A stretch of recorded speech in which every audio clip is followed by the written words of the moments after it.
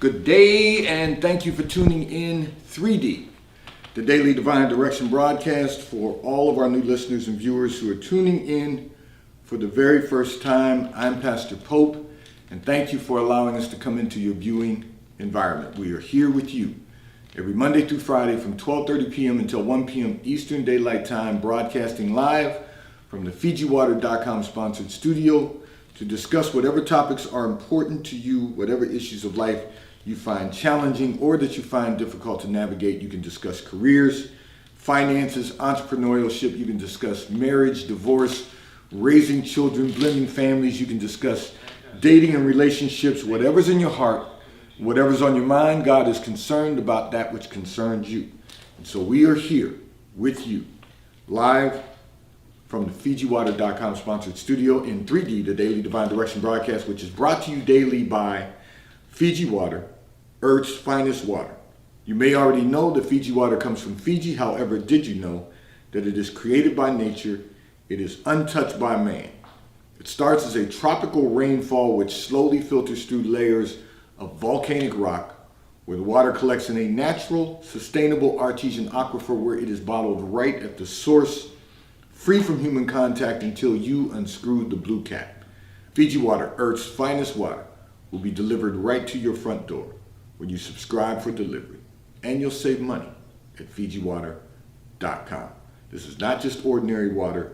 This is Earth's finest water at FijiWater.com. And right now, if you order 2 cases or more from FijiWater.com, you will receive a 25% discount on your order of 2 cases or more. It is not a subscription. 2 cases or more, 25% discount. Your code is SPRING, because spring has sprung at FijiWater.com.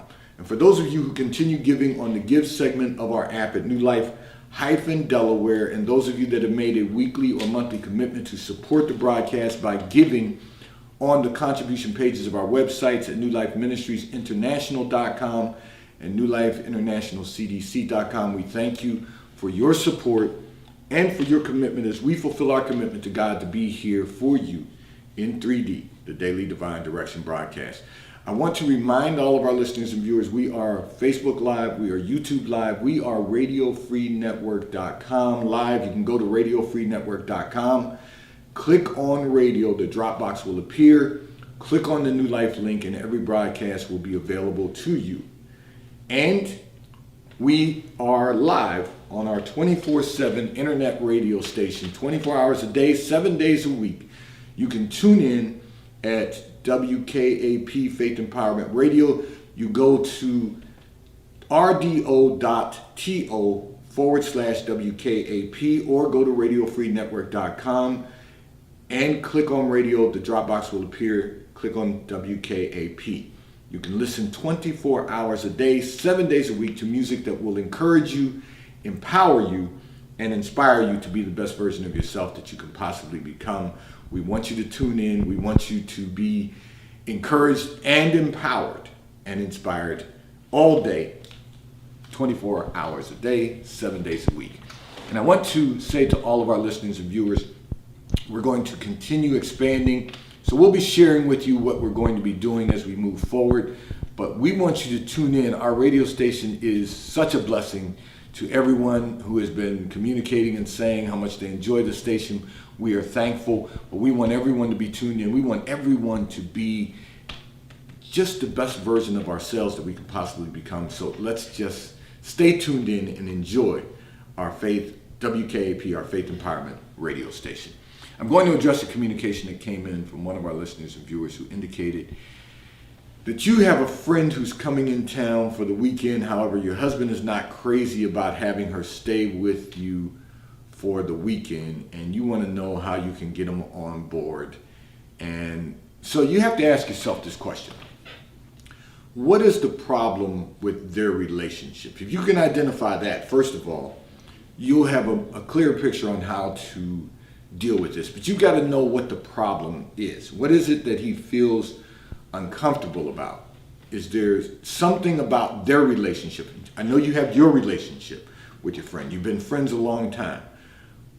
But in that, what's the problem that your husband and your friend have with their relationship? because because she's been your friend for a long time, your husband has some type of relationship with her. It might be cordial, it might be, it could be courteous, it may be friendly, it may be, I'll give you an example. Everyone has a lot of different experiences, but you've got to identify what their relationship might be. And the example that comes to my mind, so my wife has a number of college classmates who are still friends of hers to this day. And that, a lot of years, they've been friends. Fortunately for me, they're all nice people. So I have a really good relationship with every one of them. There's none of them who could possibly call my wife and say they want to come and visit our home for the weekend, and I would have a problem with that. But that's not the case for everyone. But you got to know what the relationship is between your friend and your husband, so that you can, once you've identified the problem, you can find a solution to the problem. But you're only going to have that by having a conversation. Now, one of the things you said in your communication is that when you bring it up, the topic up, he shuts down on you. And the reason is because he's not interested in having her stay with you for the weekend, so he's just not interested in responding. But you're going to have to really identify what the problem is.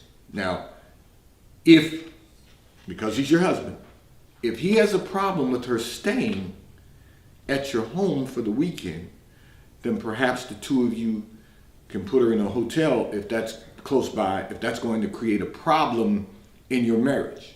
But I really think that if you have a conversation with him opposed to a conflict with him, I really think you're going to find, and that's the reason he shuts down, is because it becomes conflict between the two of you.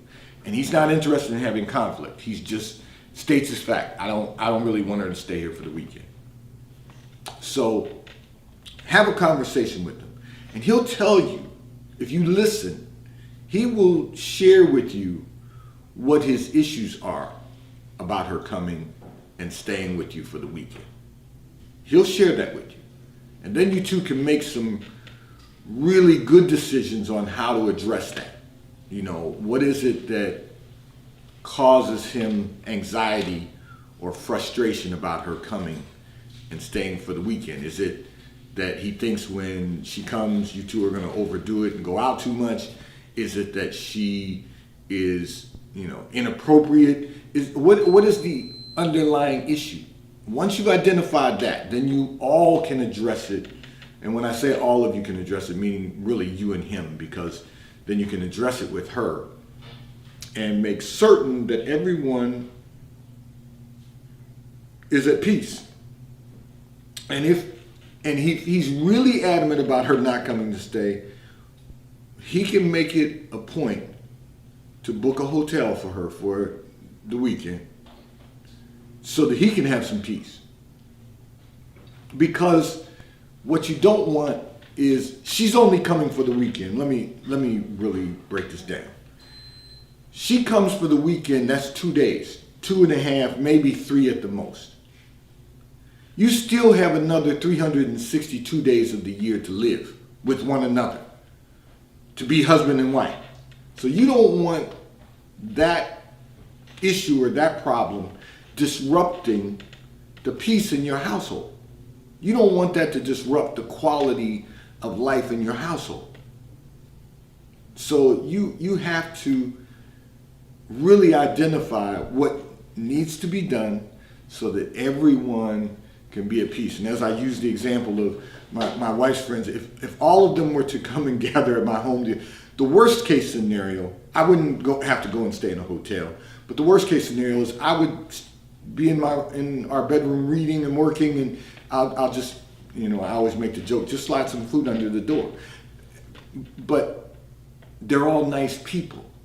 So you got to understand the personality of your friend also. What is it about her that drives your husband absolutely crazy?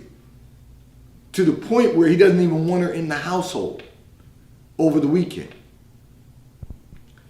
You got to be able to talk about that. Have a conversation. Don't talk to him. Don't talk at him, talk to him. Don't make it a conflict, make it a conversation. and you two will be able to work this out. You are perfectly competent adults to be able to work out this issue, but the weekend's coming very, very quickly. Today is Wednesday. You know, I got the communication last week. I get it. This is the first day I've had the opportunity to respond, but the weekend's coming very quickly. So you want to address the issue before the weekend comes so that you all have time to make whatever adjustments are necessary. Now, having said that, don't put the burden on your friend, because your husband expressed he has the issue. So don't put the burden on her to stay in a hotel or to pay for her own hotel, since you've agreed that she could come for the weekend. You all are going to have to be the host, which means whether it's in your home or whether it's in a hotel, you're going to be the host. And that will allow everyone to get to a place of peace if you can resolve this issue before she arrives, because otherwise it's going to be a bigger issue. Your husband's not going to say anything while she's here, but when she departs, you two are going to have to live with each other for the next 362 days, and you want to be able to do that in peace and enjoy harmony and at peace. This segment of the broadcast is brought to you by T-Mobile, America's largest, fastest, and most reliable 5G provider at no extra charge. If you are not currently a T-Mobile customer, you may call or text on the T-Mobile call or text line at 267-992-1424. We will move you into our queue so that you may become a T-Mobile customer and experience America's largest, fastest, and most reliable 5G provider at no extra charge. Taxes and fees are included in your bill, and if you auto pay by attaching a credit card to your account, you will receive a discount on your monthly bill at T-Mobile, America's largest, fastest, and most reliable 5G provider at no extra charge. I'm going to address another communication that came in from one of our listeners and viewers who indicated that you are finally getting recognition in your professional environment. You have worked very hard to get here. However, you find the attention to be a little overwhelming. You know, actually, that's not a bad thing. And I'm going to tell you the reason why. It's okay that you find it to be a little bit of a burden. I don't want to say overwhelming, because you can handle this. But actually, the fact that you find that to be a little bit of a burden actually says that you are walking in humility. You just worked hard to get to this place of recognition, but you don't really like the attention. So all you have to do is remain humble, continue walking in your humility. Because what happens so often is that when we are successful in our professions, in our professional environment, what so often happens to people is that they become full of themselves. All you have to do is remember, you didn't get here alone. It was God who brought you this far. It's God who's been really ordering your steps every step of the way. You've put in the work. You've put your faith in action. You've put in the work. But you have to realize that pride comes before the fall. So what happens is that we sometimes get full of ourselves when we're having some success, and not really acknowledging the fact that without God we wouldn't be where we are. You've got to walk in that humility. And then what happens to people when they get to the place where they're full of themselves and they kind of feel like, I got here on my own, what happens is that the ego then begins to take over. And we all know that ego is simply an acronym for edging God out. So then you take another step further away from him and you begin to edge God out of the equation, meaning because I got here, I can go where I want to go, do what I want to do, and life is still going to be good. No, life is going to happen. So let me just walk you through this step by step. It's a good thing to be recognized in your professional environment. It's a good thing that you have worked hard enough that others can take a look at your success and they can see, okay, we've put some work in, we have accomplished the goals. We've not only accomplished the goal, but we've begun to maximize our success. Watch this. That's a good thing. But anytime you become successful at something, you then find it necessary, watch this, to work twice as hard to maintain the success you've accomplished.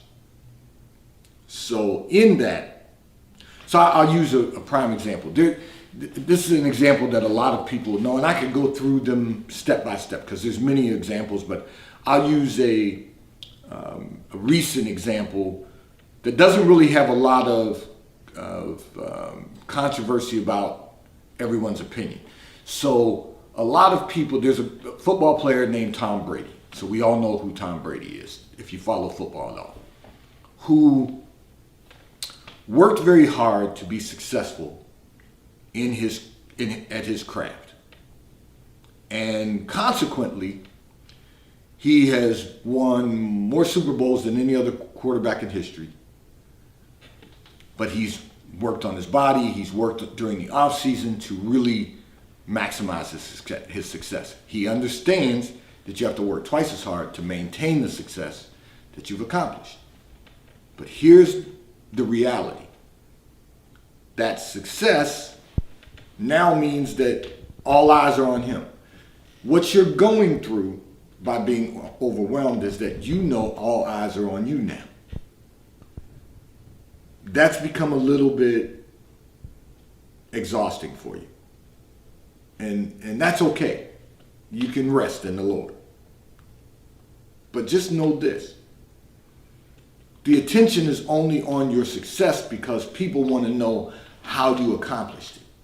They really want to know. They won't ask. Many of them will never ask the question. They'll just watch.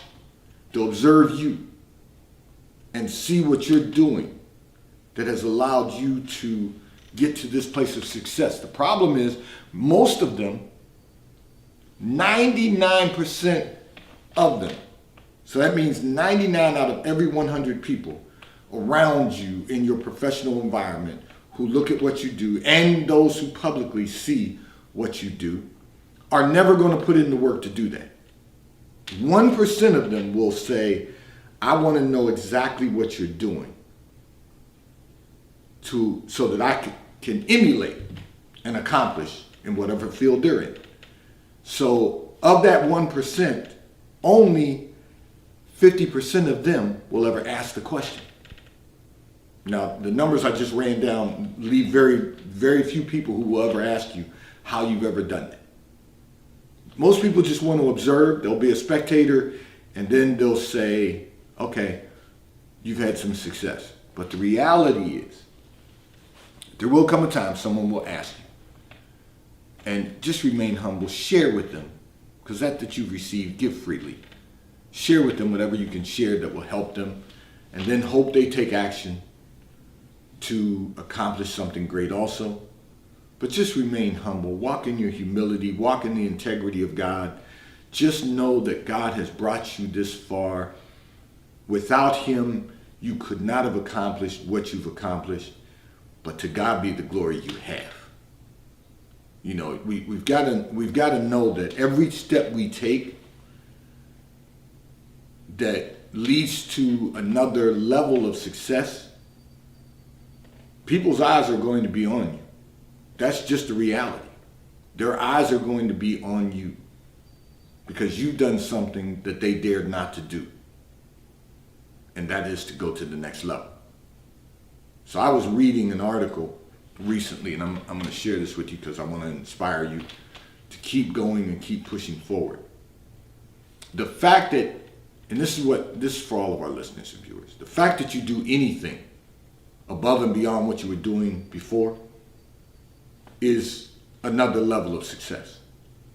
You know, you have to know that if you're just doing what you've always done and you haven't maximized that, In other words, you haven't really put in the work to be successful at that, then that's where you need to stay until you get to the level where you maximize your success. Then you can do something else. Now, but in addition to that, just because you're doing one thing doesn't mean you can't not do something else. But everyone knows that I encourage people, just stay in your lane. Expand what you're doing. You know, whatever, diversification is important, but continue to expand the areas that you're successful in. And then as you expand them, you can maximize the success in another particular facet. This is all about living life to the fullest, maximizing our potential, maximizing our opportunities, maximizing our success, and eventually experiencing the fullness of God in all of our lives. So you said it's a little overwhelming. It may be a bit of a burden because you're not accustomed to being the object of attention, but it's okay because it will inspire someone else to be better. That's what this is really all about. Let me just share this and remind everyone. Every level of success that you have, every step that you take to be successful in any area of your life is really about someone else looking at your example and emulating what you do to become successful also. See, we think it's about ourselves because there's benefits that go along with that. And the benefits are from the Lord. They're the benefits of doing what God has called us to do. You know, we increase our income, we increase our level of our standards, we increase our level of living. All of those things are a blessing from God. You know, you start out after college with an apartment, you save money, you buy a house. All of those things are the benefits of God because we continue to work. But the more success you have, it then becomes an example to someone else of what can be accomplished because God is not the respecter of persons. So that's really where you are right now. You're only looking at it from the eyeball perspective, the people who are giving you all this attention, paying attention to everything that you do. But the reality is your example is inspiring others. So just remain humble. Know that God, it's because of the Lord that you are where you are today. Nothing else could have brought you to this point. You've got talent, you're competent, but only the Lord could have brought you to this point. So rejoice in that and remain humble, walk in the integrity of God, and you will begin to become more comfortable with people watching you while you continue to succeed. This segment of the broadcast is brought to you by Charles Tyrwhitt, located in London, the UK. They also have stores in New York, Chicago, Washington, D.C., and at the King of Prussia Mall in King of Prussia, Pennsylvania. So if you're in any of those areas, stop in at their retail stores. They have everything you could possibly need for men. Shirts for men, ties for men, suits for men, and accessories. If you're not in any of those areas, you can order from Charles Tyrwhitt at ctshirts.com. They will ship and deliver right to your front door in an appropriate period of time. And The White Company, located in London, the UK. They also have a store on Fifth Avenue in New York. So if you're in New York, stop in at The White Company. They have everything you could possibly need. Home goods, clothing for men, women, and children. And if you're not in New York, you can order from The White Company at thewhitecompany.com. They too will ship and deliver right to your front door in an appropriate period of time. I'm going to address another communication that came in from one of our listeners and viewers who indicated that you really want your entire family to be in church with you. However, your husband and your children find every excuse reason, you said, not to attend.